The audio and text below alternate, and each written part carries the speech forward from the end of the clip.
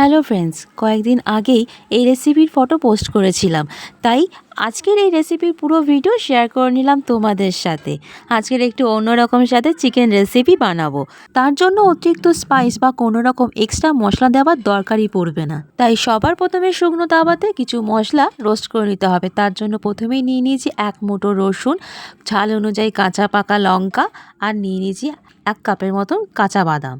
এইবার সব একসঙ্গে বেশ ভালো করে রোস্ট করে নিতে হবে, যাতে কাঁচা গন্ধ চলে যায়। আর ভালো করে রোস্ট করে নেওয়ার পর একটা সুন্দর একটা রোস্টের দারুণ স্মেল বেরোবে। এরপর যখন রোস্ট করা হয়ে যাবে তখন আলাদা করে তুলে রেখে দেবো একটু ঠান্ডা হওয়ার জন্য।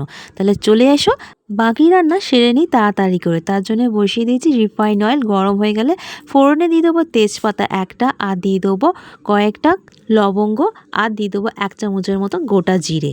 এইবার ভালো করে ফ্রাই করে নেওয়ার পর যখন স্মেল বেরোবে তখন দিয়ে দেবো কেটে রাখা পেঁয়াজের কুচি।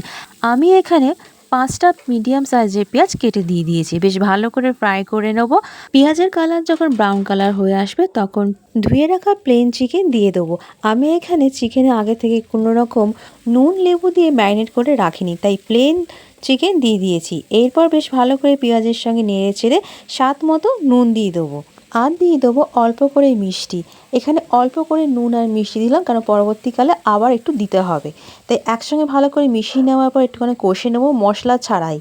ভালো করে কষে নেওয়ার পর ঢেকে রেখে দেবো। আর এখানে যে আগে থেকে যে রোস্ট করে রেখেছি রসুন, কাঁচা লঙ্কা, বাদাম, আর তার সঙ্গে দিয়ে দেবো ধনেপাতা, আর অল্প করে নুন, চিনি, আর 1 চামচ দিয়ে দেবো রিফাইন অয়েল দিয়ে বেশ ভালো করে পেস্ট করে নিতে হবে। এখানে একটা ইম্পর্টেন্ট কথা বলে রাখি, এখানে মশলা কিন্তু স্মুথ করে পেস্ট করলে চলবে না। একটু ক্রাশ করা টাইপের, মানে একটু গোটা একটু পেস্ট, এইভাবে পেস্ট করতে হবে যেন পুরোপুরিভাবে পেস্ট না হয়ে যায়। আর এটাই হচ্ছে থেচা মশলা। আজকে করছি থেচা চিকেন। থেচা মশলা দিয়ে আজকে চিকেন বানাচ্ছি, তাই আজকের রেসিপির নাম হলো থেচা চিকেন। এইবার চলে আসি রেসিপিতে। 10 থেকে 15 মিনিট পর ঢাকনা সরিয়ে যখন চিকেনের থেকে জুস বেরোতে শুরু করে দেবে তখন চিকেনের সাথে থেচা মশলা অ্যাড করে দেবো, দিয়ে বেশ ভালো করে কষে নিতে হবে। এখানে হলুদ হচ্ছে অপশনাল, হলুদ দেওয়াও যায় না দেওয়াও যায়।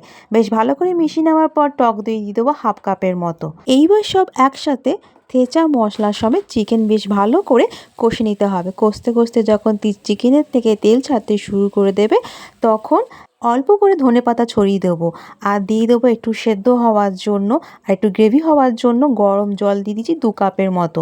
থেচা মশলা ধোয়া জল মিশিয়ে দেবো, একটু নেড়ে চেড়ে ঢেকে দেবো 10 মিনিটের মতো। চিকেন বেশিক্ষণ কুক হতে টাইম লাগে না। বেশ যখন ফুটে উঠবে আর গ্রেভি গ্রেভি হয়ে আসবে তখন নামাবার আগে দিয়ে দেবো অল্প করে লেবুর রস ছড়িয়ে দেবো।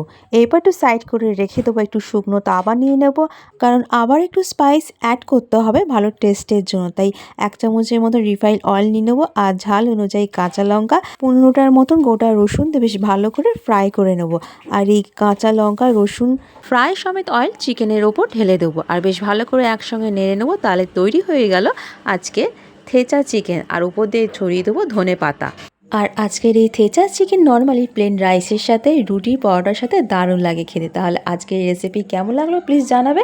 আমার তো বেশ ভালোই লেগেছে খেতে। বেশ অন্যরকম নতুনত্ব ট্রাই করে দেখা যেতেই পারে। আজ তাহলে আসি, দেখা হবে আবার অন্য কোনো রেসিপির সাথে। টাটা, বাই বাই, ভালো থেকো সবাই। আর তার সাথে like, share, comment and subscribe করতে ভুলো না।